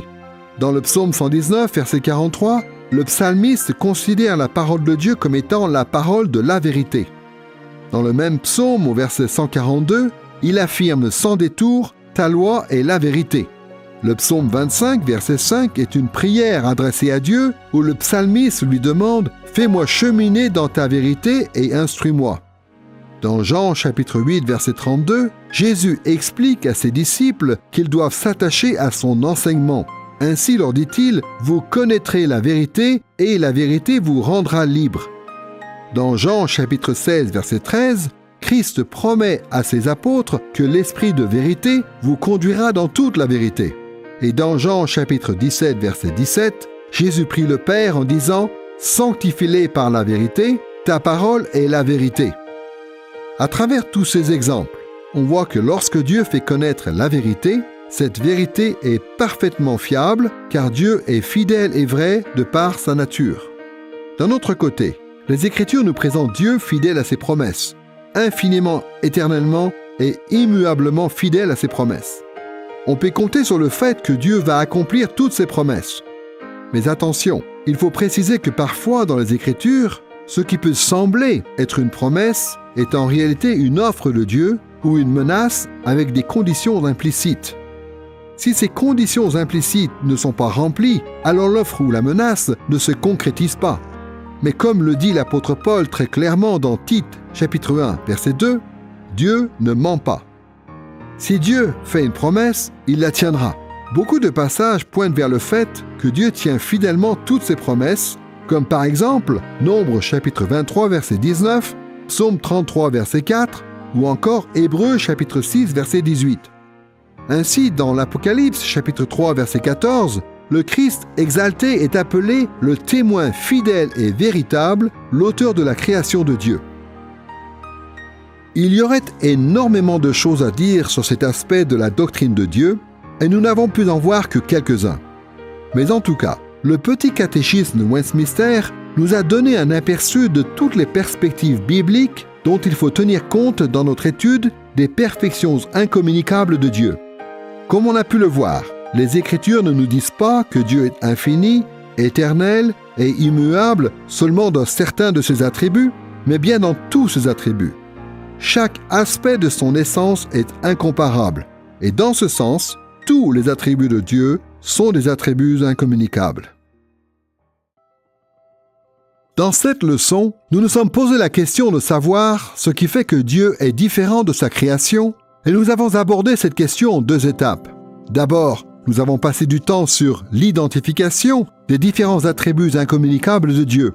Nous avons considéré le fondement biblique de cette démarche, nous avons noté la diversité théologique qui existait entre les chrétiens évangéliques dans ce domaine, et nous avons relevé les perspectives bibliques utiles à notre étude. Dans un deuxième temps, nous nous sommes intéressés à l'intégration des attributs incommunicables de Dieu avec toutes les autres perfections de Dieu. Et pour cela, nous avons de nouveau noté le fondement biblique d'une telle démarche, ainsi que la diversité théologique qui existait dans ce domaine et les perspectives bibliques pertinentes. Trop souvent, les chrétiens ne voient pas pourquoi il serait important de réfléchir soigneusement aux attributs incommunicables de Dieu. Mais ce que nous croyons concernant tout ce qui fait que Dieu est différent de sa création est tellement essentiel à la foi chrétienne que cela a un impact sur toutes nos doctrines, sur toutes nos pratiques et sur notre état d'esprit tout entier.